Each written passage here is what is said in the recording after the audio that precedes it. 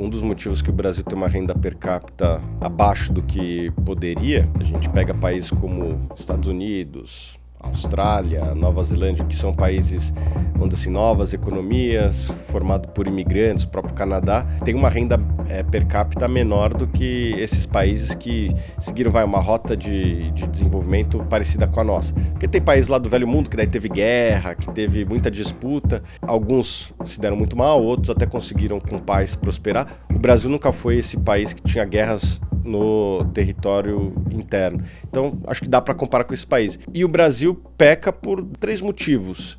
Um deles é a educação, mas a gente precisa melhorar o ambiente de negócio que a gente perde para esses países. Se você quer trazer mais emprego, você precisa trazer mais investidores. E o investidor, ele gosta de segurança jurídica, ele gosta de várias dessas coisas, precisa melhorar a infraestrutura e a educação.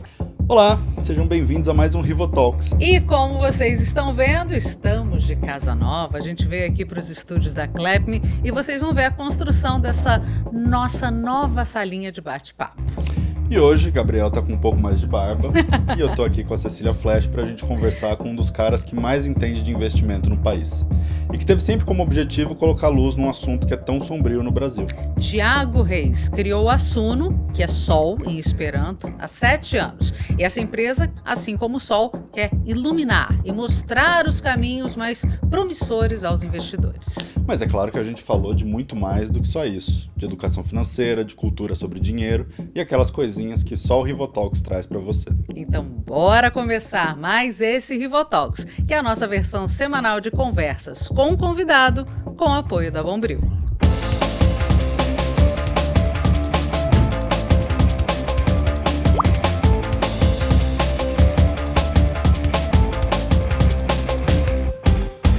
Tiago Gutian dos Reis, seja bem-vindo ao nosso Rivotalks. Obrigada por ter aceitado o nosso convite. Muito obrigado pelo convite, vai ser um prazer passar as próximas horas aqui com vocês. Obrigadíssima.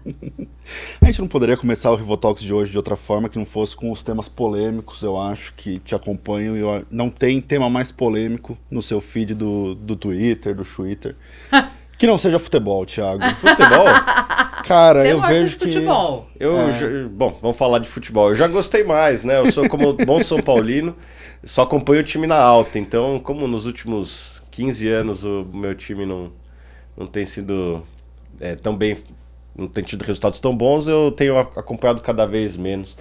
Então, infelizmente, porque Mas você já jogou dentro do Morumbi com os teus ídolos, né? Joguei uma vez o São Paulo. Fazia uma ação que acho que agora os outros clubes fazem também cada vez mais, né? Aproveitar aquele momento de baixa temporada, que eles abrem a oportunidade dos fãs jogarem com os ídolos do passado. E eu tive uma oportunidade de jogar lá. Não fiz gol, joguei a bola na trave, infelizmente. Não dá. Mas pra foi legal, todas, foi legal, né, foi legal. Mas eu já fui mais fã, hoje eu acompanho menos futebol. Não, mas é o mal de todo São Paulino, né? A última vez que a gente viu o São Paulino andando na rua foi o Mundial de 2005, que a gente sabe. Parece cigarro quando parece. E aí eu queria, enfim, saber a sua opinião, Thiago, sobre se os times hoje, se todos eles fossem companhias abertas, com exceção de São Paulo, que é o seu time de coração, a gente sabe que tem subjetividade e emoção envolvida. Você colocaria dinheiro em algum deles? A resposta é não. E mesmo no São Paulo, acho que talvez eu não colocaria também. E a razão é econômica, né? Eu já fiz esse trabalho, inclusive. Eu fui analisar o Manchester United, que é uma empresa listada. Existem alguns clubes na Europa que são listados, se não me engano, Borussia, Juventus. E o Manchester United é um time listado. E daí acho que a gente tem que fazer um deep dive aqui, né? Assim, se aprofundar um pouco mais. Qual que é o problema do futebol, do clube de futebol como um negócio? O gestor de um clube de futebol, ele tem que ter um equilíbrio entre ganhar títulos e responsabilidade fiscal. Não gastar muito, não... E qual que é o problema? Existe uma correlação muito grande entre salários, contratações e títulos. Normal, você pega quem foi o último campeão da Champions League, foi quem mais gastou nos últimos 10 anos. Sim. Normal. Talento custa dinheiro, você quer trazer o Cristiano Ronaldo, o Haaland, o Messi... Eles estão cada vez mais caros, né? Estão cada vez mais caros, bem interessante o ponto que você trouxe. A inflação do salário de jogador de futebol rodou a 2 vezes a inflação média, os jogadores estão ganhando cada vez mais. E qual que é o motivo disso? Acho que tem alguns motivos, né? O futebol tem uma atenção cada vez mais global. Eu, quando era pequeno, não passava na Globo a final da Champions League. Sim. Hoje começa a passar. Era difícil de você acessar os jogos de fora. Conforme esses clubes foram ficando globais, hoje as crianças elas usam camisa do Manchester City, do Barcelona, do Real Madrid. Internacionais. E isso fez com que os times ganhassem mais. Eles estão tendo mais visibilidade, estão tendo mais clientes no mundo todo e com isso estão tendo também mais receita. Até aí, tudo bem. Em teoria seria bom para os clubes europeus e para os clubes em geral. Só que qual que é o problema do futebol? Voltando para aquela questão que eu falei. Tem que existir um equilíbrio entre responsabilidade fiscal, dar lucro e ganhar títulos. E de uns 20 anos para cá, começou a entrar dinheiro no futebol que vem de fora do futebol. O que eu quero dizer com isso? Sheiks árabes, magnatas russos que compram um clube de futebol e usam isso como uma espécie de despesa de marketing. Tá. Né? Então, vai lá... Maravilhoso essa análise. Um país, deixa de ser um sheik, vem o fundo soberano, ou vem dinheiro de uma população e compra um clube. E usa isso como um marketing para botar o nome da fundação, o nome do país. E botar o nome, a cara do sheik no mundo também. Também, né? Acho que daí entra naquele sport washing, né? Que Exatamente. É tentar melhorar a visibilidade de um país perante o mundo. Então, o clube que só vive do futebol, que só tem receita do futebol, está competindo com um outro clube que pega dinheiro de petróleo, que é uma indústria muito maior do que a indústria do futebol, e usa isso aqui como... A empresa de petróleo usa o clube como uma despesa de marketing. Então, para o clube, ele vai competir com um talento... com outro clube que está pegando mais dinheiro de outros cantos aqui. Então, este clube vai ficando cada vez tendo que gastar mais e mais e mais da receita só para empatar. Uhum. E o que a gente vê é que a margem vai ficando cada vez menor. Quem ganha com o futebol hoje? Jogador de futebol, a FIFA e a Nike. Basicamente... E a Nike. Uma empresa específica. E eu ia, inclusive... incluir mais um item nessa lista sua, que agora tem surgido as casas de apostas, né? As casas de apostas, hoje elas ganham dinheiro. Eu acredito que ao longo do tempo, por incrível que pareça, a margem delas vai cair. Primeiro, tributação. E segundo, competição. Uhum. Tem quantas casas de apostas por aí? E terceiro, talvez regulação. Já tem alguns países na Europa que estão proibindo apostas patrocinarem clubes. Eu fiquei sabendo no futebol inglês é só na manga. Uhum. Então, o que acontece? Os espaços publicitários vão ficando cada vez menores, porque naturalmente pode ter uma influência da casa de aposta dentro de campo. E acho que isso acaba com o esporte a médio e longo prazo, né? A confiança do consumidor vai caindo ao longo do tempo. Então, o que aconteceu com as casas de apostas no primeiro momento? De fato, quem veio primeiro bebeu água limpa e agora começa a ter um monte de competidor. Então os clubes estão recebendo cada vez mais propostas. Antes tinha uma casa de aposta e 20 clubes. Agora começa a ter 40 casas de apostas e 20 clubes. Daqui a pouco vai ter, sei lá, 500 casas de apostas, porque não deve ser algo tão difícil de montar uma casa de apostas. Isso aí, pelo que eu estudei, é tipo um white label. Você contrata um software, bota a tua marca e vai para o mercado. Não é algo tão difícil de montar e vai então virar um desafio de atrair clientes, né? Num ambiente de competição, vai virar, sei lá, que nem a indústria de restaurantes.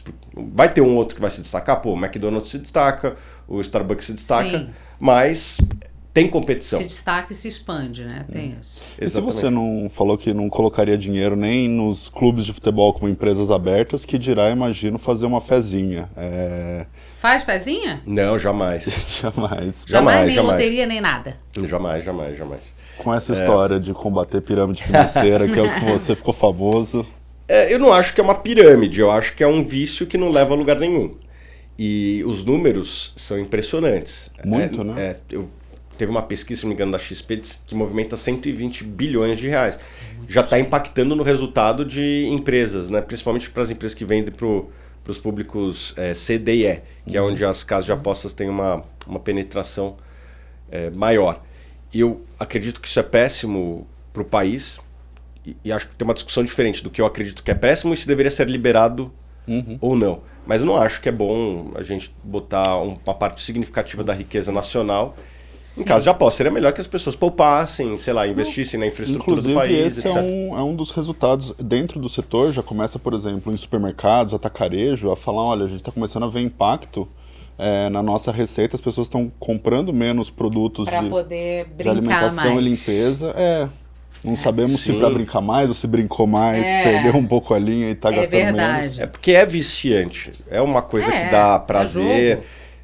Eu nunca joguei, mas se eu fosse assistir um jogo e ainda botasse dinheiro em cima, certamente ia dar mais prazer, soltar dopamina. Não sei quais são aí os termos. Um dia vocês convidam um médico para explicar um psiquiatra. Não, mas é exatamente isso mesmo. Mas eu imagino que, como todo vício, dá uma mexida aqui nos hormônios das pessoas. Não, e quando a pessoa ganha, ela se sente muito poderosa, né? É o tal negócio. Você fala de investimento, você sempre deixa claro que é longo prazo. É longuíssimo prazo. Então, o curto prazo ali, você fazer um microinvestimento, você poder ganhar uma bolada, mexe muito, pelo menos, com a imaginação das pessoas. Mas já que a gente está falando de bet, eu quero passar de bet para bit.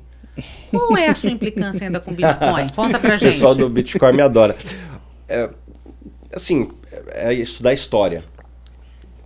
Quando eu invisto, eu quero ganhar mais no futuro. Tá. E quando a gente estuda a história dos investimentos do mundo, as grandes formações de riqueza, ela vem de duas fontes.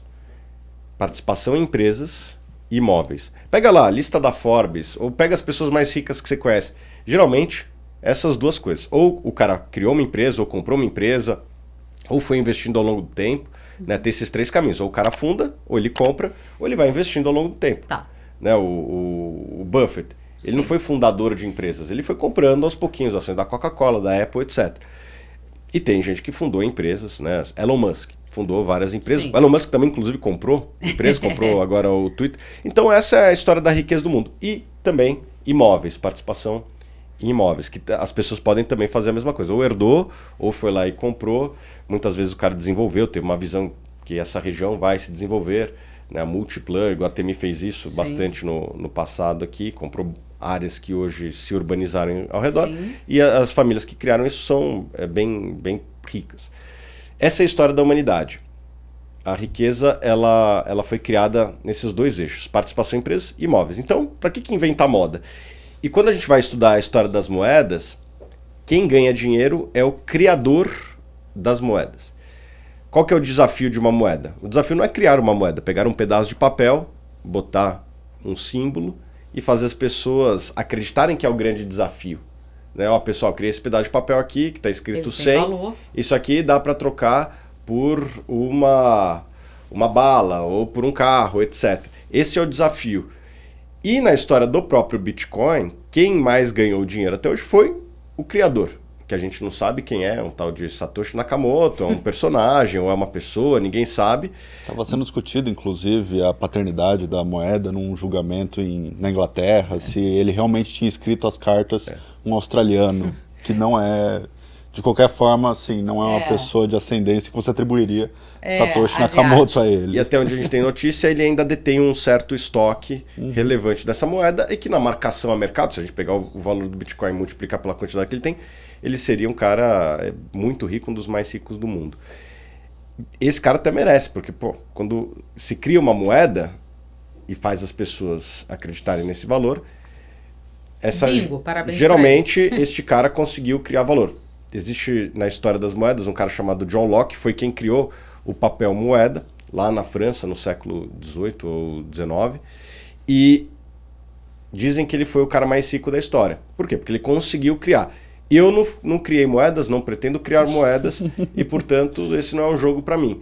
E na hora que a gente vai analisar o rendimento mediano do investidor de Bitcoin, não é essa mil maravilhas toda, porque o grosso dos investidores de Bitcoin entraram de 2021 para cá. Com a pandemia, muitas pessoas ficaram em casa, o Bitcoin começou a subir, as pessoas foram estudar, foram vasculhar. Tinham tempo para pesquisar e tal, e botaram dinheiro nesse negócio. A grande maioria dos investidores entraram nessa época ali de 2021, finalzinho de 2020, e quem comprou nessa época, de lá para cá, não fez um retorno tão maravilhoso assim. Alguém pode falar, Thiago, de 2009 até hoje foi o melhor investimento da história, mas foram pouquíssimos que, de fato, compraram aqui. 90% dos investidores vieram de 2020 para cá, e esses não estão tendo esse retorno estelar, como não tem que ser. Quem compra dólar, quem compra ouro, quem compra prata, quem compra qualquer outra reserva de valor, não ganha dinheiro. Quem ganha dinheiro na história da humanidade é quem tem participação em empresa e quem tem participação em imóveis. Essa é a diferença entre especular e investir para você no mercado financeiro? Dá para você especular também com ações ou com até imóveis. E não tem nada de ilegítimo nisso. Você acreditar que, tô comprando hoje para vender mais barato amanhã. Acho que a diferença do investidor e para o especulador é o prazo e a intenção. O investidor, ele compra sem a expectativa de que amanhã vá dobrar de preço. Se dobrar de preço amanhã, ótimo, talvez até venda. Se triplicar, quadruplicar, eu até venda. Mas eu estou contente com o carrego. O que eu quero dizer com isso? Se o mercado fechar por 10 anos, eu ainda vou ter a participação nessa empresa vai me pagar dividendos e os dividendos vão permitir que eu tenha o retorno que eu esperava. Eu não preciso depender propriamente de como os outros estão valorando aquela minha ação. Porque a ação é uma participação numa empresa, que no caso é uma empresa listada. E por ser uma empresa listada, tem cotação todo dia. Mas existem milhões de negócios, milhões de imóveis que não são listados. E eu percebo que quando é listado, o comportamento das pessoas começa a ser um pouquinho diferente do que seria um mercado não listado. Na hora que o cara vai comprar uma empresa, sei lá, que possui imóveis, sei lá, um Iguatemi, Multiplan, o comportamento é diferente quando ele vai comprar um imóvel. O imóvel não tem cotação todo dia, muitas vezes o cara compra com a cabeça de investidor, então vou comprar e vou viver da renda. Ações, por ter cotação diária, acho que isso acaba impactando a cabeça de muitos investidores e os tornando especuladores. A volatilidade às vezes mexe com a cabeça das pessoas de maneira equivocada. Tiago, como economia e política estão intrinsecamente ligadas, eu recuperei uma foto sua do seu cãozinho Pug, o Scooby. É da minha mãe. É da sua mãe? Com o boné Make America Great Again. Você colocaria esse boné de novo no seu cãozinho? Colocaria, sem problema nenhum. Eu acredito que é um boneco que foi muito popularizado pelo Trump, apesar da frase Make America Great Again. É verdade. Não é só dele. Não. Ele foi dita pelo Clinton, foi dita também pelo Reagan lá atrás. É um ditado geralmente feito por um candidato de oposição que queira entrar no poder, no caso dele, novamente. E cada vez vão colocando mais agains no fim da frase, né? Again. Cada vez que então já foi dito por democratas, já foi dito por 2 republicanos e foi dito pelo Trump. E o Trump fez, na minha opinião, um excelente governo. Foi o melhor presidente americano desse século, não tenho muita dúvida a respeito disso. A economia americana e mundial crescia e o mundo ele era mais vigiado. Eu acredito que essa capacidade dos Estados Unidos de policiar o mundo se perdeu de maneira relevante dos últimos anos, os conflitos estão se espalhando e alguém pode pensar, isso não impacta muito a minha vida aqui no Brasil. Isso não é verdade, porque quando o preço do petróleo dispara por conta de um conflito no Oriente Médio, ou no caso que disparou recentemente o conflito na Ucrânia, isso impacta o nosso bolso aqui. Opa. E não só petróleo, insumo para agro, sim, preço de fertilizante, preço da comida. Eu fui estudar, inclusive, essa questão que você falou. A Ucrânia ela é um grande produtor de trigo. E o preço da soja disparou. O que até foi bom para a gente no Brasil, talvez não para o consumidor normal no curto prazo, mas a longo prazo entrou muito dinheiro no Brasil. Sim. E esse dinheiro, de certa forma, se espalhou e fez com que o PIB do Brasil crescesse muito nos últimos anos. E alguém pode falar, se a Ucrânia produz muito trigo, por que a soja valorizou muito? Porque tem algumas áreas do mundo, não tanto no Brasil, apesar de ter um pouquinho no Brasil, lá no Rio Grande do Sul, que o agricultor ele pode optar ou pelo trigo ou pela soja. E quando o trigo dispara, estas áreas do mundo deixam de produzir soja e passam a produzir trigo. E com isso faz com que a oferta de soja no mundo caia um pouquinho. Então, de certa forma, o conflito da Ucrânia não necessariamente foi ruim para o Brasil, porque fez o preço do petróleo disparar. Hoje o Brasil ele é um exportador de petróleo e fez o preço dessas commodities agrícolas dispararem. Para nós consumidores, que não somos donos de fazenda, no curto prazo talvez não seja tão bom, porque o preço dos alimentos ele aumenta. Mas o que acontece? O dinheiro do agro ele vai penetrando na economia em 1, 2 anos. Tanto é que a economia cresceu de maneira significativa no passado. O Brasil, nos últimos, na verdade, 2, 3 anos. O Brasil, que 10 anos atrás estava na zona de rebaixamento de crescimento, hoje está na zona de Libertadores. Das economias do mundo, das 20 maiores economias do mundo, acho que a gente deve ser a terceira e quarta que mais cresce, perdendo para os Estados Unidos, empatando com os Estados Unidos, assim, muito perto, perdendo para a China, perdendo para a Índia, ganhando de todos os países da Europa, coisa que infelizmente a gente estava perdendo lá atrás. Isso se deve muito ao agro. Quando o agro vai bem, seja por volume, seja por preço, o dinheiro vai entrando na economia de alguma forma, porque o agricultor ele é uma pessoa como a gente. Ganha mais dinheiro, ele vai ou investir e empregar mais gente, ou vai comprar um apartamento lá em Balneário Camboriú, né? Vem gastar aqui em São Paulo no shopping e tal. Então o dinheiro ele vai se espalhando ao longo da economia. A gente tem que torcer pelo sucesso do agro brasileiro, porque isso significa mais entrada de recursos no Brasil e no final do dia $1 um pouquinho mais barato pra gente. E aproveitando esse gancho sobre o petróleo, já que a gente já falou, a gente está vendo aqui no Brasil uma volatilidade razoável com a principal empresa do setor, né, que é a Petrobras. Opa! Chegamos lá nesse assunto. Vamos falar, adoro falar de Petrobras. Qual que é a sua avaliação? Por que tá assim, você acha que o acionista, o minoritário, gente como a gente, que investe na Petrobras, ele tá certo em reclamar de uma mudança política numa empresa que é estatal? Bom, primeiro a empresa precisa se decidir, né? Se ela é estatal ou se ela é privada. Hoje temos uma empresa mista, que tem capital dos dois lados. Ela não é uma empresa 100% estatal. E tem empresas que têm esse perfil. Você pega aqui o metrô de São Paulo, algumas linhas, eles são 100% estatais.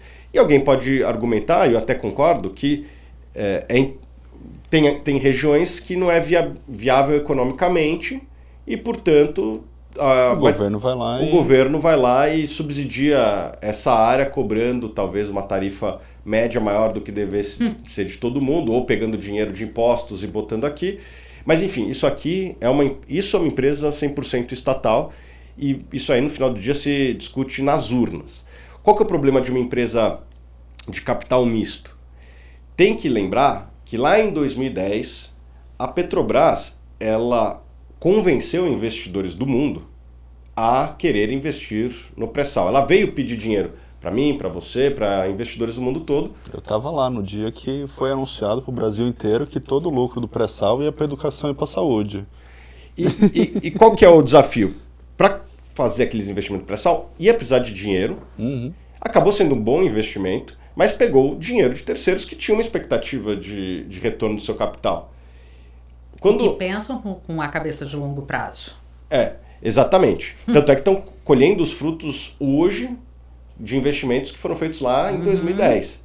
Né? Num país de juros altos, tem que ter inclusive com um regramento até mais rígido, que foi depois a lei das estatais que a gente teve pós-escândalo do Petrolão. Exato.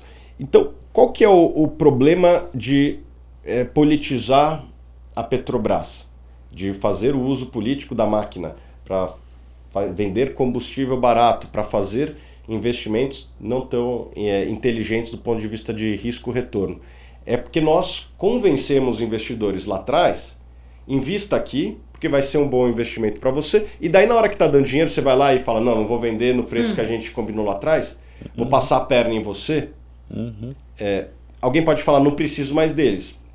A gente vai ter uma campanha exploratória importante ali no norte do país, né, a margem equatorial. É possível que a gente precise deles novamente. As pessoas, os investidores não são tão idiotas assim. Eles vão se lembrar e vão ou não investir ou, sei lá, exigir uma série de... Enxergar um risco absurdo, né? Exatamente. Não, e como o Gabriel sempre fala, ter memória é uma maldição, né? Assim, o mesmo governo que estava lá, que fez essa promessa, por mais que mude o governo, por mais que seja uma indicação política, é o mesmo grupo de poder, né? Sim, é o mesmo presidente, inclusive, que fez o follow-on lá atrás, né? Ou melhor, o IPO, dizem IPO, mas na verdade foi um follow-on. O mesmo presidente que levou aquela oportunidade para os investidores, que foi uma boa oportunidade, agora está querendo politizar das mais diversas formas. E tem alguns outros detalhes, assim, vender combustível abaixo do preço internacional pode gerar desabastecimento, a gente já viu isso acontecer na Argentina, já tem alguns ruídos que aconteceram no passado quando o preço ficou distante do mercado internacional. A gente tem refinarias privadas, essas refinarias privadas elas param, às vezes até de produzir, desabastecem regiões, não é uma coisa simples, óbvio, todo mundo gostaria de ter gasolina barata, mas qual que é o problema de você ter qualquer produto barato? Você desincentiva a produção. E se não tem produção, tem desabastecimento. Às vezes é melhor pagar um produto mais caro, mais ter, do que não ter esse produto. E se você tem essa posição crítica sobre Petrobras, eu imagino que quando a gente olha para a Vale, que também é outra empresa que está passando por um processo de intervenção política, é mais grave ainda. Né? Assim, a gente ainda não viu nada concreto. E quem mais lucrou, pouca gente fala isso, mas quem mais lucrou com a privatização da Vale foi o governo. Lá em 97, né? O que o governo recebe hoje de imposto, que a Vale paga, deve ser umas 10 vezes mais do que pagava naquela época. O que ela paga de imposto hoje é mais do que o governo ganhou com o dinheiro da privatização. Talvez se fosse dado de graça e ter feito 2, 3 anos antes, a Valor Presente teria sido bom para o país. Né? Então a Vale deve ser o maior pagador de imposto privado do país, e isso permite que o governo consiga fazer várias políticas públicas com esse dinheiro. Então temos que torcer aí para as empresas privadas como a Vale terem sucesso. É uma empresa que adicionou muita capacidade e isso permitiu, inclusive, pouco se fala, mas essa urbanização do mundo, né? Esse crescimento chinês, se não fosse a Vale, talvez tivesse custado bem mais caro para eles não estariam no estágio que estão hoje. A China, quando eu nasci, era um país miserável, um país com uma renda per capita muito parecida com países africanos, e hoje é um país com uma renda per capita maior que a do Brasil e caminhando ali para um país de renda média. Sem a Vale, não seria tão fácil construir essa infraestrutura que eles construíram, de aeroportos, malhas. Eu estava até vendo ontem, entrei sem querer no Google Maps, porque eu estava vendo uma viagem mais ou menos para a região, e daí sem querer cair na China ali. E assim, a infraestrutura que existe no país de rodovia é visível pelo Google Maps, assim. Sim. Rodovia, ferrovia, etc. Acho que poucos países do mundo, com certeza, nem os Estados Unidos têm a infraestrutura que eles têm hoje, e isso se deve muito à Vale. Aproveitando que você mencionou de Google, Thiago, você disse que seus maiores mentores foram 3 caras fantásticos. O Google, a Amazon e o YouTube. Porque sempre que você precisou de ajuda desses caras, eles estavam lá a hora que fosse. Com certeza, e gratuito 24 horas por dia, a maior parte. A Amazon nem tanto gratuito, né? Mas o Google e o YouTube, que é do Google, a maior parte do conteúdo gratuito, apesar de eu achar que tem que pagar o YouTube, porque é muito ruim ficar vendo propaganda, né? É verdade. E com certeza, assim, é gratuito, a maior parte dos conteúdos, 24 horas por dia, e tem quase tudo que a gente precisa lá. Então, cada vez mais falar assim, não se investe em educação, eu acho que quem tem acesso à internet e se esforça um pouquinho, consegue aprender sobre qualquer coisa. Então, esse é meu ponto. Tem que ter vontade, tem que ter curiosidade, tem que ter disposição. E a gente sabe que não é uma coisa típica do brasileiro fazer essa coisa de fuçar. A gente está aprendendo isso especialmente com vocês que estão na internet, com vocês que estão incentivando esse tipo de pensamento autodidata no nosso país. Mas a gente ainda tem uma carência básica de letramento, de compreensão, de interpretação de texto, de coisas muito simples. Isso vai custar caro pra gente, não vai, Thiago?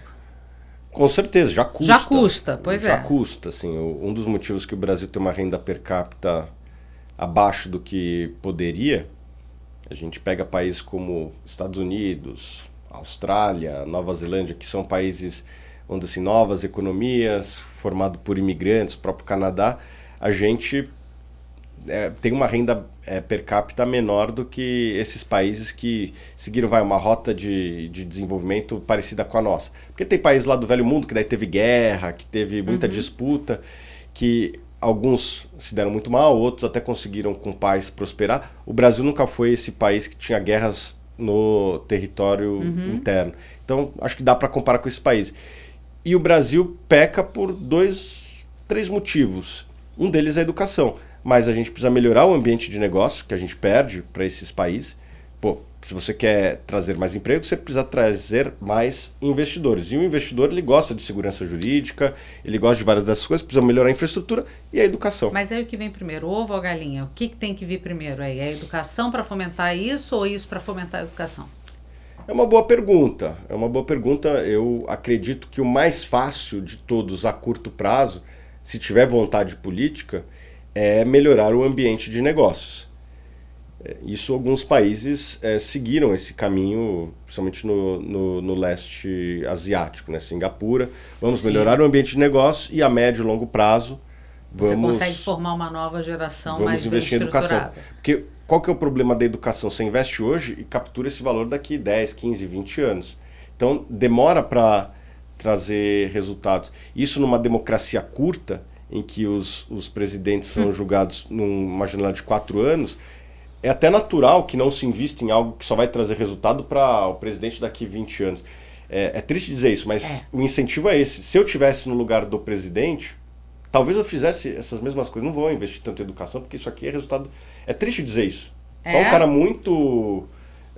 Mas é a forma como o sistema está posto. Né? Os incentivos, as pessoas respondem a incentivos. Qual que é o incentivo de um governante? Ele quer ficar mais 4 anos ou quer eleger o sucessor. Fazer investimentos que é só para daqui 20 anos, talvez a sociedade não veja tanto valor. Você gasta dinheiro hoje, o resultado vai vir lá na frente. É natural que os governantes busquem coisas que tenham paybacks, que a gente chama mais curtos. Né? Tá. O que eu invisto hoje que traz resultado? Vamos fazer uma Copa do Mundo. Entendi. É esse o incentivo. Faz todo sentido. Talvez a gente precise rever esse modelo, não sei. Daí eu não sou especialista, mas tem gente que propõe fim de reeleição, mandatos maiores. Eu sou Então, curto, médio prazo, médio, longo prazo, você entende bem. Incentivos eu entendo bem também. Então, eu acredito que os incentivos para os governantes não é pensar a longo prazo. E boa parte dos nossos problemas, só soluções de longo prazo trazem, sobretudo na educação. Infraestrutura, dá para resolver coisas mais de médio prazo. E pontual, tem muito gargalozinho e tal que você consegue resolver. Tem buraco na frente de casa. Bom, beleza, isso aí você resolve rapidamente. Tem infraestruturas que são mais longas, sei lá, um trem-bala, isso aí demora mais.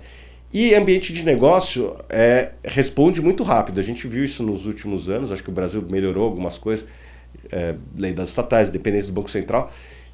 O Brasil respondeu muito rápido, saindo do pior crescimento do mundo, ali, da zona de rebaixamento, para uma zona de libertadores. Isso acho que se deve não à educação, se deve a um pouquinho de infraestrutura, muito ao agro, que teve anos muito bons, e principalmente aí um ambiente de negócio que deu uma melhorada de uns 5 anos para cá.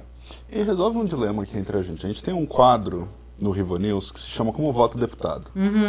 Toda semana a gente pega projetos de lei que a gente acha curiosos para discutir lá, que estão indo em processo de votação. Para botar a galera para votar junto com a gente. Exato. E aí um desses foi um projeto, o deputado, eu não me lembro, Pedro Errara, mas eu prefiro não mencionar para não estar errado, que é justamente tornar a educação financeira nas escolas algo... Obrigatório? Opcional para os currículos. Mas dentro da grade, dentro do currículo. Eu seria mais radical, tem que ser obrigatório. Tem que ser obrigatório. Então eu já perdi, porque o meu ponto era, olha, eu acho que talvez a educação financeira seja um complemento a um ensino de matemática melhor. Hoje você não trabalha no mercado financeiro sem matemática. E aí eu fui voto vencido na nossa discussão. Porque todo mundo queria colocar a educação financeira. Se você sabe matemática básica, tudo bem. Sim. Mas só que tem o dia a dia, tem o imposto... Tem vai para além da regra de 3. É você entender para onde vai o seu dinheiro. Com certeza. Acho que a parte do investimento é uma delas, a parte de despesas é uma delas, e tem coisa que tem a ver com matemática, juros compostos, que eu li, um número mais ou menos assim, 97% dos brasileiros não sabem o que é juros compostos. Isso não faz ideia. Uma tragédia em vários sentidos. Inclusive... em termos de divisão do custo das coisas. Então, por exemplo, o déficit não me abala. Essa é uma conta que vai ser muito maior, porque vai ter que ser paga.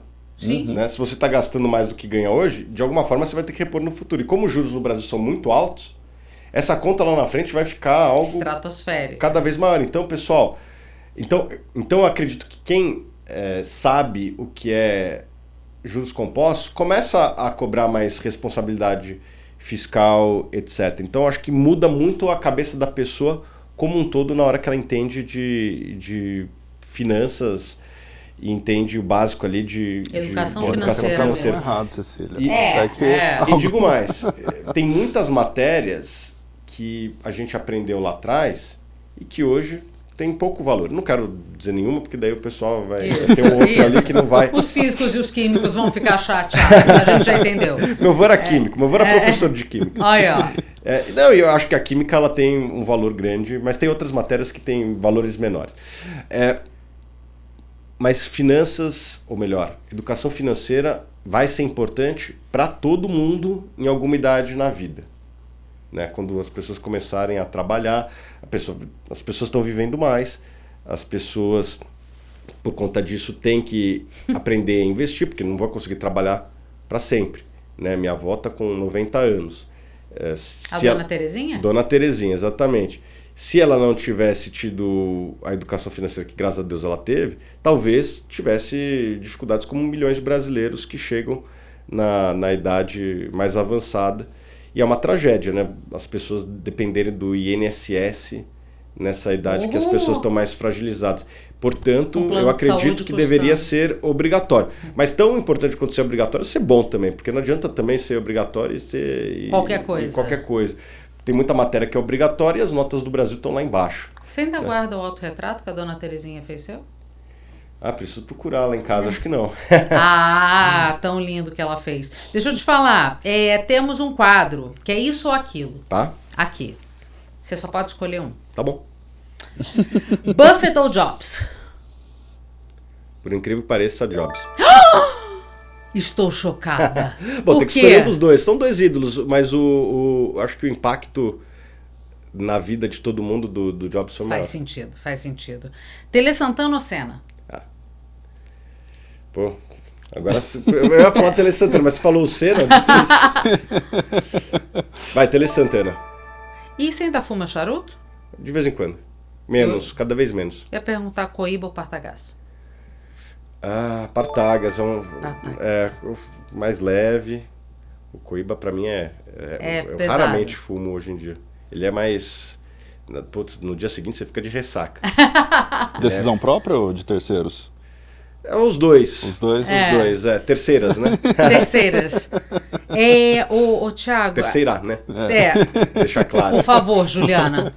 A gente tá de olho nisso, fique tranquila. Você entendeu o jogo da internet na hora que ele estava explodindo, Thiago. Você tinha 25 mil seguidores em 14 de novembro de 2018. 25 mil seguidores.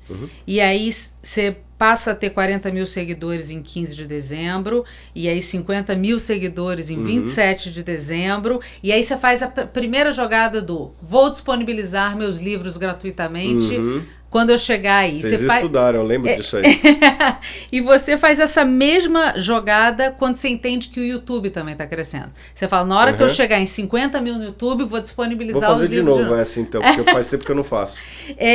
Então, era isso que eu ia te perguntar, que aí a gente vê, você vai, lógico, como juros compostos, as coisas na internet vão escalonando muito rápido. Quanto mais você vai conseguindo ganhar seguidores, mais eles vão se multiplicando com facilidade. E hoje você já tem mais de 1,5 milhão de seguidores aí que te acompanham e te seguem. E você fez coisas muito curiosas do tipo mostrar para as pessoas o valor do indivíduo na hora de falar sobre finanças, investimentos. Tanto num dado momento você fala assim, ultrapassei o número de seguidores do Bradesco. É verdade.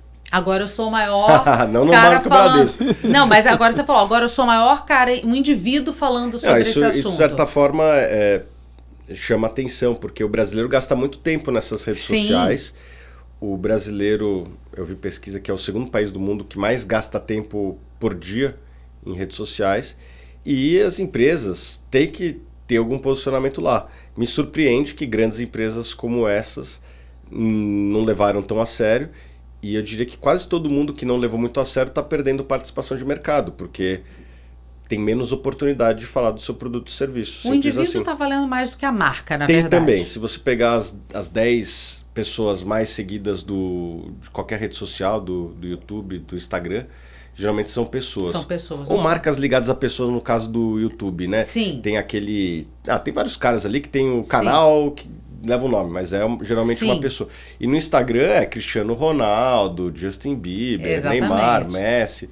Esses caras que são pessoas, são até maiores do que os próprios clubes. Eu me lembro quando o Cristiano Ronaldo foi para o clube Juventus, ganhou um monte de seguidor. Quando ele foi agora para a Arábia, então, para um time que a maior parte das pessoas não conhecia, também ganhou um monte de seguidor. Por quê? Porque esses caras, eles têm uma visibilidade, uma atenção, uma confiança, uma admiração de E você milhões. construiu isso nos investimentos aqui no Brasil. Você tem essa sensação? Numa proporção que nem se compara com desses caras. Não, né? claro, Você mas tá um sempre nos assunto... rankings da Ambima, como um dos principais influenciadores, com mais seguidores. Sim, mas sinceramente eu nem olho muito os rankings. Eu produzo o que eu gosto de produzir. Por exemplo, até para falar aqui como é um bastidor, tem quadros lá que, assim, eu tenho o maior prazer e não tem tanta audiência. Eu tenho Entre Reis e CEOs, que é um dos quadros que eu faço no meu YouTube, que eu entrevisto CEOs de empresas listadas e que, infelizmente, não tem tanta audiência assim. E eu gravo porque eu gosto de fazer. Tem uma audiência menor, mas muito qualificada. É muito legal, porque tem CEOs de outras empresas, tem grandes investidores, né, grandes gestores que me mandam mensagem, ficou boa a entrevista e tal. Então, é legal porque a audiência não é tão grande, mas é de altíssima qualidade. Então, eu não olho muito para grandes números. Eu faço aquilo que eu gostaria de consumir caso eu estivesse do outro lado. Não olha para grandes números, mas quis botar 1 milhão de pessoas para virar investidor no Brasil lá em 2019 lá em 2000, e conseguiu. Isso eu ligo sim. Eu acho que o Brasil ele vai avançar mais quanto mais investidor a gente tiver, porque uma das coisas que um país precisa ter para avançar é capital interno, poupança popular. Você pega os grandes países do mundo, é muito difícil uma economia se desenvolver sem ter uma poupança interna forte. O que é isso? É o pequeno investidor investindo no país. Nos Estados Unidos, a poupança popular foi muito para ações, que daí você financia os empreendedores, os Steve Jobs da vida. As pessoas têm que lembrar um pouco da história do Steve Jobs, que é um exemplo de empreendedor. Ele, quando começou a empresa, ele não tinha todo o capital que ele precisava, ele precisou atrair investidores. Ele atraiu o que é chamado de Venture Capital, que é o investidor que toma risco em empresas embrionárias, né? Empresas jovens, empresas que não têm muito capital. E se não me engano, o Venture Capital, o primeiro que botou dinheiro lá, botou $10 mil. Mas por que esse cara bota $10 mil? Ele geralmente não é um investidor que quer ficar para sempre na empresa. O Venture Capital, ele investe num determinado ciclo. Vou comprar essas empresas muito jovens, quando elas foram empresas pequenas para médias, vou vender para o fundo de private equity ou para um investidor que investe num early stage, que investe um pouquinho mais para frente. Esse cara também não é um investidor de longo prazo. Ele quer vender num IPO ou para um estratégico, né, para uma empresa que faça sentido dentro do portfólio daquela empresa. Então, tudo deságua no mercado de capitais, na bolsa. Sim. Todo esse ecossistema de investidores não existiria se não existisse a bolsa. E a bolsa, ela talvez não existisse também se não existissem esses milhões de investidores que possuem nos Estados Unidos. É muito interessante ver a história do Carnegie lá atrás, né? Que ele teve a visão de que o aço poderia ser comercialmente viável e com isso seria possível construir pontes de aço, né? Porque aço até então era feito para pequenos objetos como cutelaria, né? Como colher, faca, etc. Não existia vergalhão. E ele conseguiu convencer através de um IPO, quase como um Ike Batista, assim, pessoal, isso aqui é um projeto e já vou direto para a bolsa. E conseguiu convencer milhares de investidores a botarem dinheiro nessa ideia, que era uma ideia ainda, e ele executou muito bem a ideia e até superou a projeção inicial, porque antes era fazer aço para fazer ponte. Sim. E quando viu, era para fazer metrô, para fazer prédio, para fazer automóvel e muito mais. Sim. Né? Aliás, automóvel ia ser bem depois.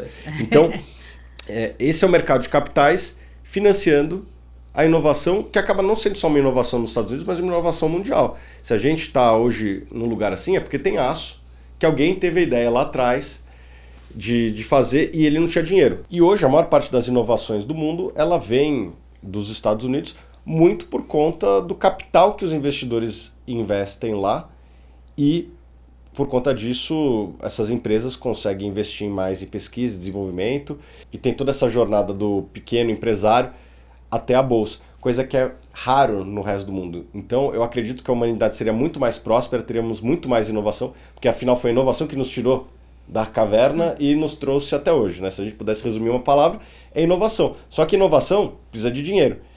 O mercado de capitais traz dinheiro para fazer o funding dessa inovação e hoje o mundo depende muito dos Estados Unidos. Os Estados Unidos deve ser 3, 4% da população mundial.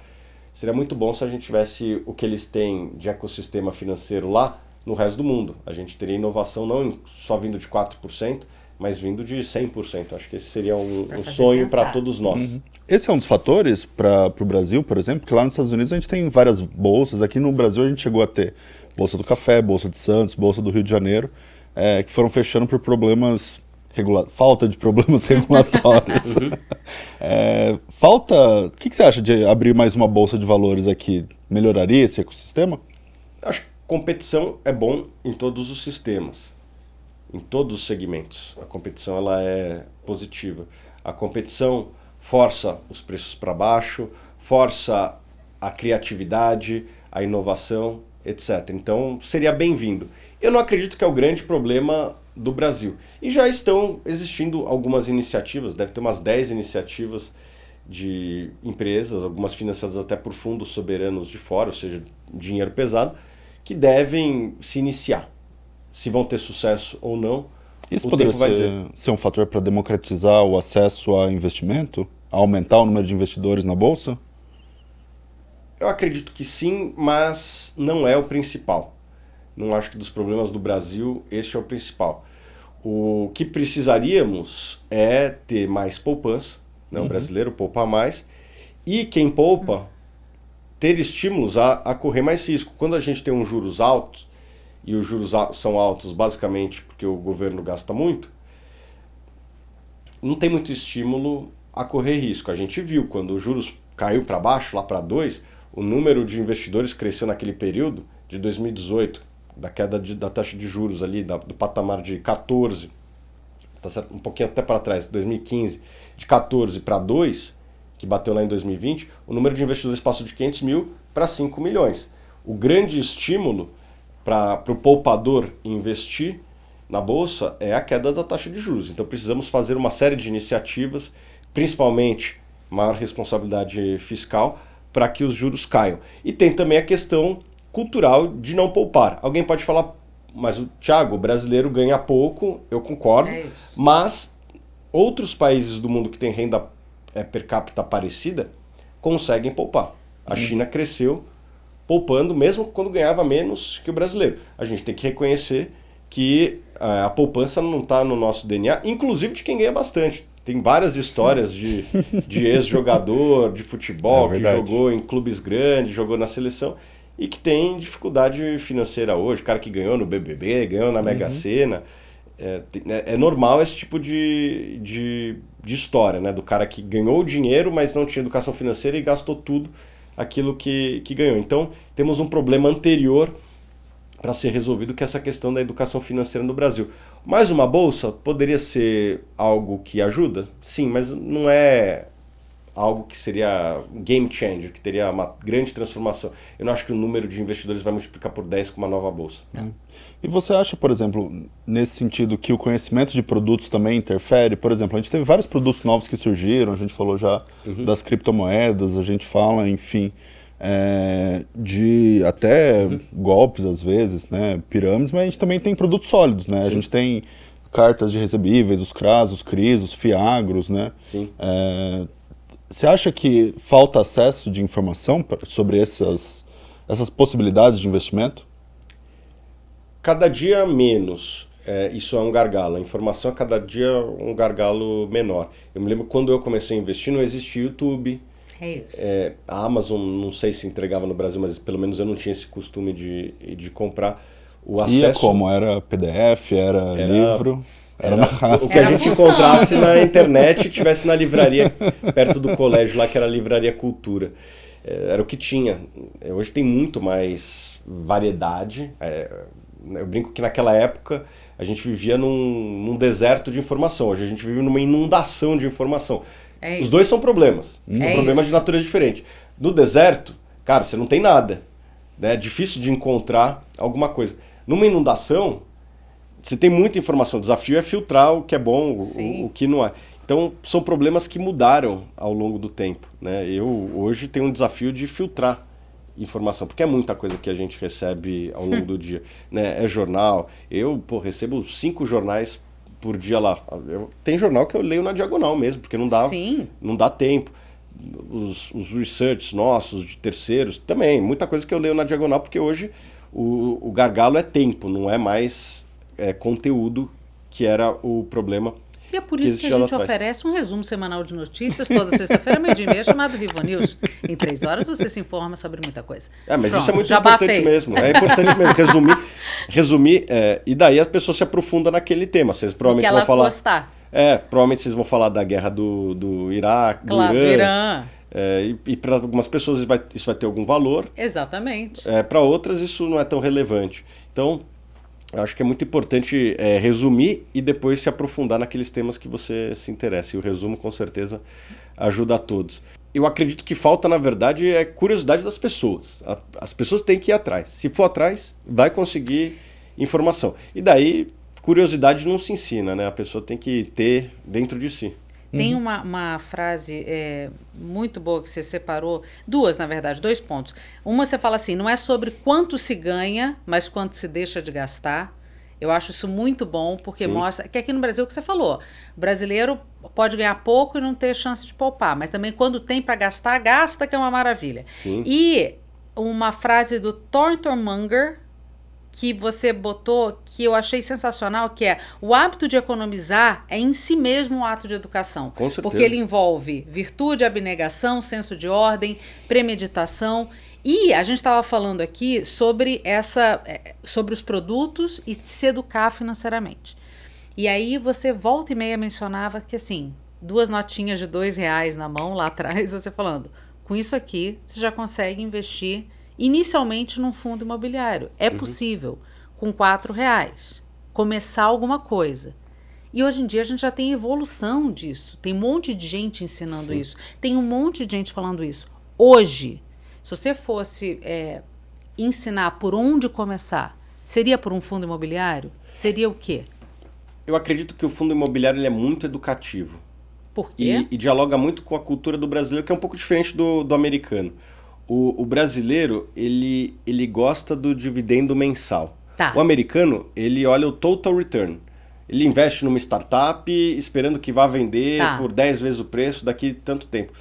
O dividendo mensal, não sei porquê, talvez os nossos antepassados portugueses, né? Eu não tenho antepassado português, mas dizem que os portugueses gostam do pinga-pinga de imóvel e tal, né? Dos dividendos mensais.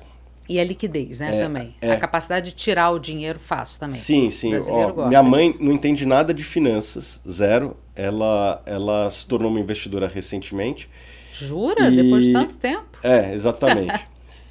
Mas ela aprendeu rapidamente o poder dos dividendos mensais. Isso ela aprendeu rapidamente, porque é dinheiro caindo na conta, que pode ser gasto, né? E eu acho que isso é muito educativo dos fundos imobiliários. As pessoas entram nos fundos imobiliários talvez com uma cabeça diferente do que entram talvez em criptomoedas e inclusive talvez ações. Ações, existiu no passado recente no Brasil algumas ações que multiplicaram por 100 vezes, depois caíram, sei lá, Magazine Luiza. E isso foi um pouco deseducativo. As pessoas estavam entrando porque vai ter uma valorização rápida e vou comprar agora e vou vender depois. Os fundos imobiliários eles são mais comportados em termos de cotação na bolsa. A volatilidade deles é mais ou menos 1/3 de uma ação média no Brasil. E como 80%, 70% do retorno histórico de qualquer fundo imobiliário vem do pagamento de dividendos, acaba educando as pessoas a buscar ativos que paguem dividendos. Às vezes a pessoa até comete o erro de comprar o que está pagando mais yield, e isso obviamente pode trazer algum risco, porque geralmente mais yield, mais risco também. Mas, na média, eu acho que o fundo imobiliário ele é muito educativo para o investidor, porque ele entra com aquela cabeça de receber renda mensal e ele começa a fazer conta, a regra de 3. Pô, eu gasto 10 mil reais por mês. Quanto que eu preciso ter de fundo imobiliário? Preciso ter por volta de R$1 milhão. Só para dar um número mais ou menos até realista, mas obviamente tem fundos que pagam mais, fundos que pagam menos. Na hora que o cara tem R$1.000 de cota de fundo imobiliário, ele vai receber mais ou menos uns R$10 por mês. Não vai mudar a vida desse cara que quer os 10 mil. Mas agora ele já sabe... Mas ele vê a curva subir. E ele tá vendo o objetivo ali. Pô, então é só, entre aspas, eu juntar 1 milhão que eu chego no meu objetivo? Entendi. Sim. Vai ser rápido? Provavelmente não.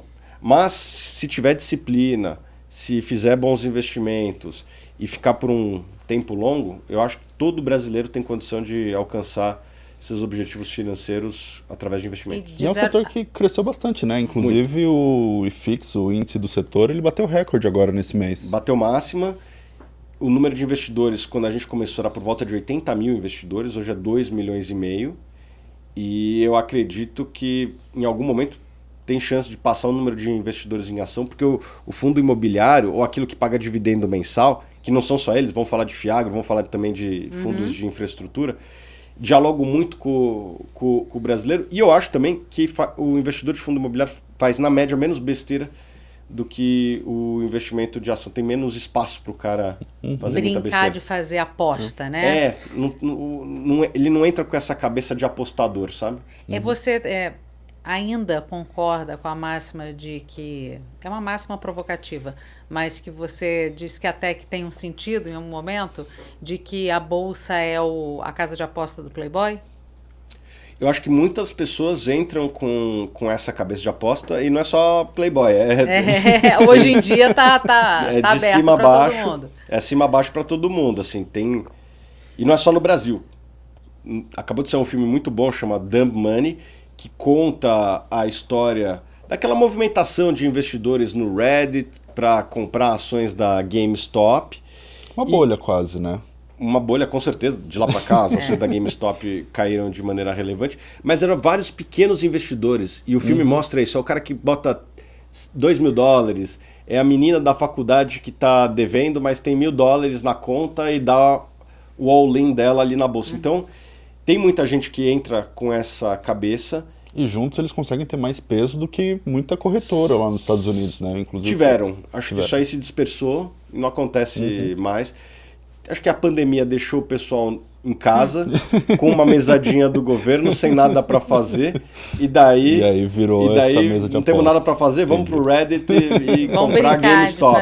Acho que a pandemia acabou, as pessoas voltaram para os seus empregos e agora não tem mais tempo livre para fazer esse tipo de brincadeira. Fala pra gente sobre o que você estava falando aqui nos bastidores de Fiagro. Explica para as pessoas o que é isso. Legal. E por que isso é importante. É o novo fundo imobiliário? É o fundo imobiliário do agro. Inclusive estão dentro do mesmo arcabouço regulatório. Os fundos imobiliários, eles cresceram muito, como a gente falou anteriormente, e basicamente eles eram restritos ao segmento imobiliário, que é um segmento que emprega bastante gente, e não é só em São Paulo, é no Brasil todo. Né? A famosa construção civil. Construção civil, né? Que movimenta entre 5% a 10% do PIB, mas emprega muita gente direta e indiretamente. Não é só o cara que está assentando tijolo, é o cara que fez o móvel aqui. Só para explicar para quem não entende tanto desse assunto, um resumo, a gente tem até o índice de construção civil, que é calculado ali dentro da inflação, para vocês terem uma ideia do impacto que isso tem na economia brasileira. Mas siga. E alguém teve a genialidade de pegar este arcabouço regulatório e expandir para o agronegócio brasileiro, que é um sucesso. Quando eu nasci em 85, o Brasil não estava nos top 10 exportadores mundiais de alimento. O Brasil foi durante muito tempo um importador de alimento. As pessoas se esquecem disso. Inacreditável. E nesse período, né, de 40 anos, estou com 38, o Brasil passou de abaixo da 10ª posição para a 2ª posição, só perdendo para os Estados Unidos, e vamos passar os Estados Unidos. Eu não tenho dúvida. E qual que é a magia dos fiagros? Eles têm uma capacidade de fazer um crédito que hoje não está disponível, em geral, para o produtor médio brasileiro. Algumas empresas grandes, Klabin, Suzano, JBS, acessam o mercado internacional, conseguem fazer o crédito do formato que elas quiserem. Mas são poucas empresas do agronegócio que têm acesso a funding internacional. E o agronegócio brasileiro cresceu muito, basicamente por conta de 3 grandes fatores. Mecanização, melhoria de solo no centro-oeste, que é um solo ácido, e daí bota calcário e conseguiu transformar o solo. Inclusive foi a grande expansão da fronteira agrícola no Brasil, né? Sim, o Mato Grosso, né? Isso aí você que é de lá, você pode descrever um pouquinho pra gente. Eu não faço nem segredo disso, né? Isso. Assim, a gente andando em estrada é soja até o horizonte. E recentemente, com essa expansão do agronegócio, inclusive, você começa a ter uma divisão ali dentro onde eu cresci, Cuiabá, entre quem é do agronegócio e quem não é. Porque quem é do agronegócio está injetando dinheiro na economia, está produzindo uma certa inflação ali, porque a economia está aquecida. E quem não é do agronegócio está esperando esse dinheiro espalhar para conseguir aproveitar esse boom do crescimento. E, por último, a melhoria genética das sementes, que isso não para. O que o Brasil ainda não fez e que outras economias do mundo já fizeram e nós estamos atrasados? O investimento de longo prazo dentro da fazenda. Eu vou dar nomes aqui. Irrigação, armazenagem, energia elétrica, que para rodar isso tudo precisa de energia elétrica, e tem algumas áreas do Brasil que têm dificuldade de acessar a energia elétrica, novas fronteiras como o interior da Bahia, Maranhão, Tocantins. Você vai para essas cidades, existe uma carência de energia elétrica. Nós que estamos aqui de São Paulo já sofremos um pouco, né? Imagina como que é o interiorzão do Brasil. Mas o próprio Mato Grosso depende de termoelétrica nas épocas secas do ano para conseguir energia. E agora está fazendo a migração para solar direto, nem passar pela hidrelétrica. E por último, infraestrutura que está fora da fazenda. E daí alguém pode falar, por que o agricultor brasileiro não faz irrigação? Ele não sabe que isso existe? Todo mundo sabe que existe. O problema é que isso requer um investimento e são poucos que têm capacidade de fazer esse investimento. Uma fazenda média no Mato Grosso deve ter por volta de 1.000, 2.000 hectares. Para você fazer um investimento em irrigação, vai mais ou menos ali algo como 15 a 20 mil reais por hectare. Nossa. Então a gente está falando de um investimento que pode chegar a 40 milhões de reais e nem todo mundo tem esse dinheiro para fazer esse investimento. Ainda que seja um bom investimento, não existe esse dinheiro. No Mato Grosso esse ano, em Sorriso, que é o principal município produtor do Brasil, do mundo na verdade, quem tinha irrigação fez 80 sacas por hectare. Quem não tinha fez 40. É a diferença do lucro isso e do porque prejuízo. A gente já é uma potência no agro, hein? Isso, exatamente. Estamos jogando. E o cara que não produziu, que produziu 40, tomou prejuízo, é quase que dinheiro jogado fora. Assim, é um desperdício que nós jogamos fora. Porque, a gente tem que torcer para que todo mundo esteja bem, porque esse cara, se tiver no lucro, esse dinheiro flui para a economia depois. E por que esse cara não botou irrigação? Um dos motivos é a falta de financiamento. Tem questão de licenciamento, de conseguir outorga, tem questão de energia, mas esses dois aqui não são o grande gargalo. O grande gargalo é financiamento de longo prazo.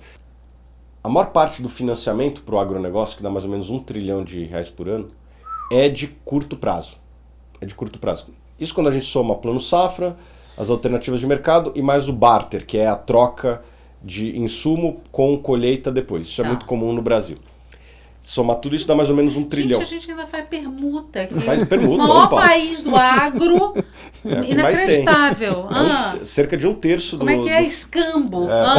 1/3 do financiamento ainda é. As cooperativas fazem muito isso, as revendas, é algo normal. Eu acho que deveria ser dinheiro. Eu estou um pouco assustada com essa informação, para te dizer a verdade. É assustador. E o que falta? Financiamento de longo prazo. Esses investimentos são investimentos que demoram um pouquinho para maturar. Você demora 1, 2 anos para botar esses investimentos de pé e depois eles têm um payback mais longo. É diferente de uma semente que você planta hoje, daqui 6 meses, ela vira dinheiro e você paga aquele cara que te emprestou a semente ou que te emprestou dinheiro para comprar a semente. Isso aqui necessita de um prazo maior. É quase como um imóvel. As pessoas vão comprar um imóvel, elas querem um crédito de 20, de 30 anos. Este é um ativo também que dura bastante. Uma irrigação demora 30, 40, às vezes 50 anos para se tornar obsoleta. É muito parecido também com a armazenagem, que o Brasil também tem uma carência enorme, principalmente no eixo norte. E por que a gente não faz isso? Porque não tinha financiamento. O banco, ele não tem capacidade de emprestar no longo prazo. Não é que o banco é mau, é porque o banco pega seu dinheiro, o meu dinheiro lá que está no Bradesco, nos CDBs do banco, ele não pode emprestar 7 anos porque eu posso pegar esse dinheiro amanhã, ou no vencimento do CDB. Então ele tem que casar ativo e passivo, porque senão é um problemão. E mesmo que ele quisesse, o Banco Central fica bem em cima lá e não deixa eles fazerem. Os bancos brasileiros são prudentes, mas mesmo se fossem imprudentes, o Banco Central fica em cima ali e não deixa isso acontecer. Então não existe tanto financiamento de longo prazo. Tem o BNDES, que tem linhas muito pequenas e acabam muito rapidamente, e na minha opinião, o BNDES tem que financiar coisa que tem uma externalidade positiva para mais gente. Exemplo, saneamento, que é um problema no Brasil. Não tem que financiar a irrigação do privado quando a gente tem esse problema que impacta muito mais vidas. Assim, eu sou pró-iniciativa privada, mas temos que reconhecer o que é mais importante para um banco que tem um fim social. Tem que financiar essas coisas que têm uma externalidade positiva e que impactam mais pessoas. Os fiagros podem ser um caminho para fazer isso. A gente já vê operações de 6, 7, 20 anos sendo feitas através de um fiagro, porque o cotista ele tem liquidez na bolsa em D+2. Se você é um cotista de um fiagro, você compra hoje, você recebe já ao longo dos próximos 30 dias em algum momento o dividendo do próximo mês. E se você vender em 2 dias, D+2 dias úteis, né? Então se você vende na quarta, sexta-feira, o dinheiro já caiu. Está na tua conta. Então o fiagro permite pegar um crédito de 20 anos, empacota dentro de uma estrutura listada, e essa estrutura listada, em 2 dias está o dinheiro na conta. E aqui dentro tem um crédito de 20 anos. Eu não tenho dúvida que isso vai ser uma revolução adicional ao agronegócio brasileiro. A produtividade que irrigação e armazenagem trazem para a economia, inclusive com efeitos ambientais. Isso que eu ia falar, porque se a gente parasse para pensar pelo menos sobre o aspecto ambiental da coisa, quando você se torna mais produtivo e mais organizado, você automaticamente se poupa o meio ambiente, que é a grande causa do mundo hoje. Com certeza. Do Brasil, pelo menos, né, de emissão. Não, porque tem impacto direto, inclusive no nosso agro. Sim. Com certeza. Vou exagerar aqui. Se a gente conseguisse produzir toda a comida do mundo nessa sala, isso significa que a gente poderia poupar todas as áreas restantes do mundo e transformar o mundo numa grande floresta. Semente também, né? Você trabalhar semente... Melhoria de eficiência vem de semente, vem de irrigação, vem de armazenagem, vem de logística. Alguém pode falar, pô, logística impacta meio ambiente? A gente ter portos mais modernos, a gente ter ferrovia? Opa, porque com isso a gente consegue pegar pastagens que hoje estão degradadas, que não estão sendo utilizadas, se transforma em produtivo e a gente poupa a Amazônia. Se a gente consegue transformar as sementes que você falou em sementes mais eficientes, nós também conseguimos poupar mais áreas. A gente consegue produzir mais com menos área. E a mesma coisa com irrigação. A irrigação, eu tive recentemente na sede da maior empresa do mundo de irrigação, que é a Valmont, e o CEO falou que no mundo tem 20% das áreas irrigadas que representam 40% da produção de alimento do mundo, e com um adicional, você reduz o risco climático, que é o grande risco da agricultura. Então, eu acho que é bom para... a gente aqui no Brasil também não está imune, né? Opa, lógico que não. Tivemos problemas há 2 anos atrás muito graves no Rio Grande do Sul. Esse ano, o El Niño teve um impacto enorme na produção do Centro-Oeste. Então, ninguém está imune dessa questão climática. Mas, de qualquer forma, pelo menos o setor agro, ele tem se mostrado mais resiliente às mudanças que a gente passa aqui no Brasil, que são muito voláteis. E aí, principalmente nos últimos anos, a gente teve a Covid e o ciclo político econômico. Enfim, como que você avalia que o agro se comportou diante dessas mudanças? O agronegócio brasileiro ele é muito diverso e tem vários segmentos, subsegmentos dentro dele. Tem segmentos que são mais voltados para a economia interna, né, hortaliças, essas coisas, e tem segmentos que são globais. Né? Soja, o que o Brasil produz, eu vou chutar aqui, mas deve ser 10% fica em território nacional, o resto vai quase tudo para a China, para ser industrializado e transformado em carne nesses grandes centros consumidores do mundo. A grande cultura do Brasil hoje é a soja, que representa mais ou menos aí uns 30% do PIB do agro, que tem uma dinâmica muito mais parecida com o mercado internacional do que a economia interna. Se o Brasil vai bem ou vai mal, Tanto faz. não Tanto tem faz. tanto impacto É assim. isso. E às vezes que eu converso com os agricultores, eles torcem pelo sucesso do Brasil, apesar deles reconhecerem que Que a concorrência é não forte. impacta tanto o dia a dia deles. Eles sofrem, como todo mundo, das consequências de você ter uma infraestrutura frágil, um ambiente do jurídico ali que tem uma certa insegurança. Os investidores têm essa insegurança. Tá tendo uma grande discussão se CRA entra ou não numa recuperação judicial. E isso, obviamente, se o investidor está preocupado, ele vai emprestar menos ou vai emprestar mais caro para esse agricultor. Conta Então, pra galera que está assistindo o que é CRA. é o certificado de recebível do agronegócio, um crédito, né? Se o CRA ele entra na RJ, na recuperação judicial, vai demorar anos e o cotista não vai receber. Se ele está fora da recuperação judicial e você executa as garantias que tinha, sem transitar pela recuperação judicial, é muito mais rápido, é muito mais prático. A confiança de se botar dinheiro no segmento, ela aumenta e é bom para o agricultor sério, que tem muitos, como quase todo segmento, os sérios são a maioria, tem picareta, mas tem todo o segmento. Tem todo o segmento. Aquele Então, 5%, né? oi? Aquele 5% que estraga para todo mundo. 1% vagabundo. né? É isso. Mas isso aí impacta também. O Brasil não ser um país de primeiro mundo em vários aspectos impacta a vida mesmo de quem vive da exportação, porque o cara sofre com a infraestrutura pior. Muitas vezes o cara não tem capacidade de armazenagem, tem que deixar o ar livre e daí perde tudo. Então o agricultor brasileiro, apesar de muitos deles não venderem muito para o Brasil, ele sofre também com as mazelas do Brasil e por isso, acho que quase como todo brasileiro, ele torce pelo sucesso e para que o Brasil vire um Não país... desiste nunca. Não desiste nunca. Ô, Thiago, o nome Suno, nem todo mundo sabe, mas vamos contar aqui pra galera. Suno é sol em Esperanto. Primeiro, porque você queria o quê? Colocar luz na vida do investimento. Primeira pergunta, antes de fazer a pergunta de fato, por que Esperanto? Uma boa pergunta. Na verdade, não teve nenhuma... Porque Sana é meio cafona, Soleil parece Foi uma sugestão de um amigo. iogurte. Dar um nome para uma empresa não é fácil. Imagino que Sim. você deve ter dificuldade. Vocês o nosso discutiram lá foi atrás. razoavelmente o meu foi fácil, né, mais, Cecília? como é que fala? Espontâneo, digamos assim. Entendi. Não teve uma grande discussão. Não. Era o que estava posto. Mas eu também não tive uma grande discussão porque eu estava meio que sozinho no começo. Mas não foi um nome, não foi fácil. E daí eu estava conversando com um amigo que nome eu dou e tal. Daí ele deu, por que você não bota um nome em Esperanto? Daí eu falei, tá bom, deixa eu ver palavras em Esperanto. Daí fui jogar no Google. Até tentei botar luz, mas acho que já estava registrado, não consegui. E daí fomos para Sol, que tem a ver, né? Sol traz Sim. a luz. E essa nossa abordagem desde o início. Transparência total, trazer luz onde existe sombra. Naquele momento, quando a gente investiu, as pessoas não conheciam tanto quanto conhecem hoje. Então, o ambiente era muito sombrio, em termos de busca por informação mesmo. E a gente sempre quis trazer luz e informação para os investidores, para que assim eles tomem decisões mais corretas ao longo do A tempo. distância entre o investidor e o assessor de investimento era muito grande, né? A Ainda própria é hoje. profissão de mas, assessor né? era praticamente irrelevante quando a gente começou em 2016.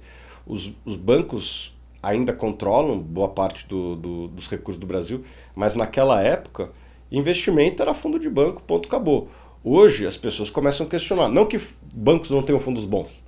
Tem fundos bons, tem fundos ruins, bem como tem ação boa, tem ação ruim, tem fundo imobiliário bom, tem fundo imobiliário ruim, tem bom e ruim em qualquer segmento. Mas antes as pessoas só olhavam para aquilo, né? Elas ficavam assim, tapadas, e hoje as pessoas estão buscando mais e também tem mais informação. Tem um match melhor de oferta e demanda de informação e acho que a Suno foi muito importante para isso. Nós não temos somente os nossos sites, as nossas redes sociais, os nossos livros. A gente tem outros sites que as pessoas nem sabem que são nossos muitas vezes, mas que tem milhões de acessos, como o FIIs, Funds Explorer, o Status Invest. E isso ajuda muito o investidor. Quando eu comecei a investir em fundo imobiliário, eu tinha que entrar no site da B3, baixar um por um o documento dos últimos 12 meses de dividendo de um determinado fundo para saber quanto foi o dividend yield dos últimos 12 meses. Era trabalhoso. Para uma pessoa preguiçosa, como quase todo mundo é, e com certa razão, todo mundo tem que fazer outras coisas da vida e não ficar baixando 12 documentos por fundo para saber o dividendo e calcular no Excel ali. E se errasse o número, você tomou uma decisão errada. É isso. Hoje tem vários sites, alguns deles nossos, que compilam essa informação e dão uma agilidade muito grande para que as pessoas possam tomar a sua decisão. Não à toa, tinha 80 mil investidores, hoje tem 2,5 milhões. Muito disso foi porque hoje tem muito mais informação para as pessoas tomarem as suas decisões. Não sei se você sabe, mas eu vou te trazer uma informação. O seu número de certificado ali de corretor, que é o 2853, a soma dá 8, que na numerologia significa dinheiro, tá? De analista? De analista, seu número de analista. Seu número de analista ali, 2853. Porque corretor as pessoas podem associar com assessor. Não. Eu sou analista, não sabia disso. A soma dá 8, que é dinheiro. Mas... Eu sabia do meu número. Sabia, você postou. Eu postei? 2853. Então... Sim, senhor. Mas e eu a não soma sabia. dá 8. Uma coisa que eu posto, outra coisa é o que eu lembro.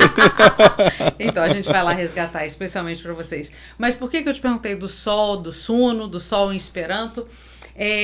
A gente falou aqui sobre um monte de coisas. Que para as pessoas, o fio, o CRA, o fiagro, mais do que trazer luz, por vezes a gente tem que alfabetizar. Quanto que você acha que falta de alfabetização para que a gente consiga crescer de fato nesse mundo de investimento aqui no Brasil?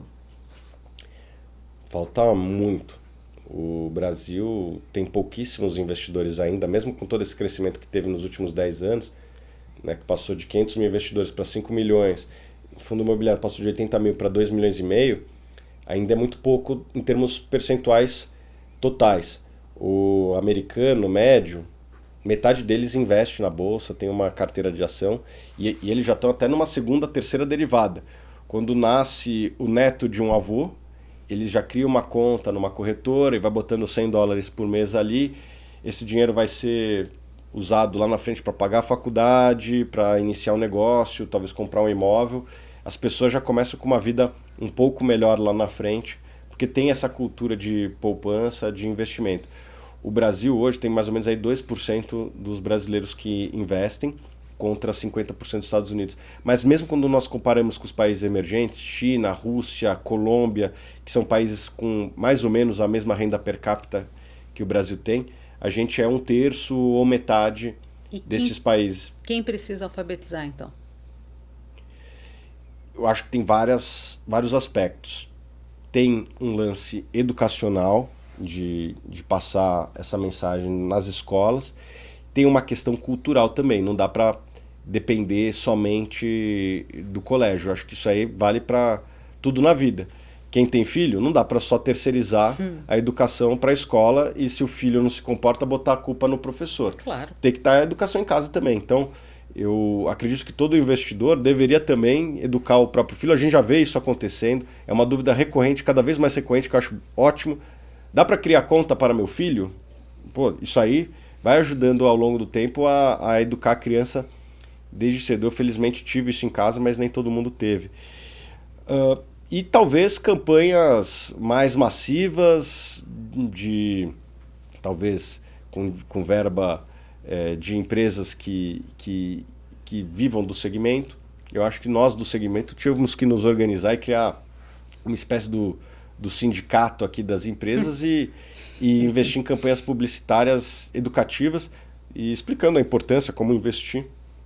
Então, basicamente, eu acho que é isso. Assim, a escola é família e, quem sabe, a imprensa aqui, ou via publicidade, ou mesmo a própria imprensa, trazendo esses conteúdos que eu acho que são de extrema relevância para o brasileiro a médio e longo prazo. E o que você vê de ponto positivo e ponto negativo da atual conjuntura econômica que já dá um pouco o tom das perspectivas aí para esse futuro? The good, the bad and the ugly, né? Nos Estados Unidos eles usam essa expressão. The good. O Brasil fez algumas reformas que a gente está capturando o valor delas e vamos capturar nos próximos anos. Trabalhista, independência do Banco Central, privatização da Eletrobras. Nós temos duas grandes riquezas que vão continuar crescendo, que é a indústria de petróleo, o pré-sal, mais para frente, a margem equatorial. Isso vai fazer o Brasil ser uma potência do do petróleo e quem sabe do gás.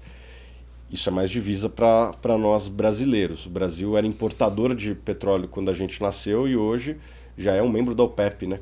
A OPEP a gente vê como algo impossível. Né? Até uma instituição do mal. Pô, eles se reúnem e aumentam o preço da gasolina. Agora a gente está junto com essa turma. OPEP e BRICS tem sido a nossa discussão ultimamente, né? E eu acho que eu sou favorável a entrar na OPEP, sim. E tem o agronegócio que vai continuar crescendo, a demanda vai continuar crescendo no resto do mundo. Crescimento de população, crescimento de renda, sobretudo na Ásia, quem sabe na África. Isso eleva o consumo de proteínas, carne, frango, porco. Isso vai aumentar também o consumo de grãos. E tem uma última questão, que é este casamento cada vez mais intenso no mundo do agro com a questão energética. Já tem alguns países do mundo que estão, na formulação da gasolina, botando etanol, copiando o que o Brasil fez lá atrás. Inclusive, os Estados Unidos têm colocado etanol na gasolina. Isso é mais demanda para o nosso milho, para a nossa soja. O agricultor ele pode vender para alguém que vai produzir carne ou vender agora para alguém que vai produzir energia. Então, para o Brasil, isso é ótimo. Essa é a parte boa. Tem ventos muito bons soprando a favor disso. The bad, assim, as notícias ruins. Eu não vejo uma ânsia de fazer ações que aumentem a produtividade da economia. Uma economia, para crescer, precisa melhorar a educação, infraestrutura e ambiente de negócio. Nessas três frentes, eu não vejo hoje, tanto de Congresso como de Executivo e de Judiciário, o senso de urgência que deveria ter para se melhorar todos esses aspectos.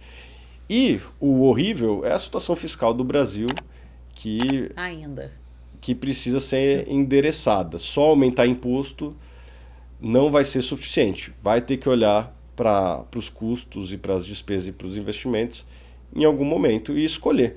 Como todo mundo na vida. Se você está gastando mais do que você ganha, ou você começa a ganhar mais, eles estão tentando fazer isso via impostos, mas não estão conseguindo, ou vai ter que olhar para cá.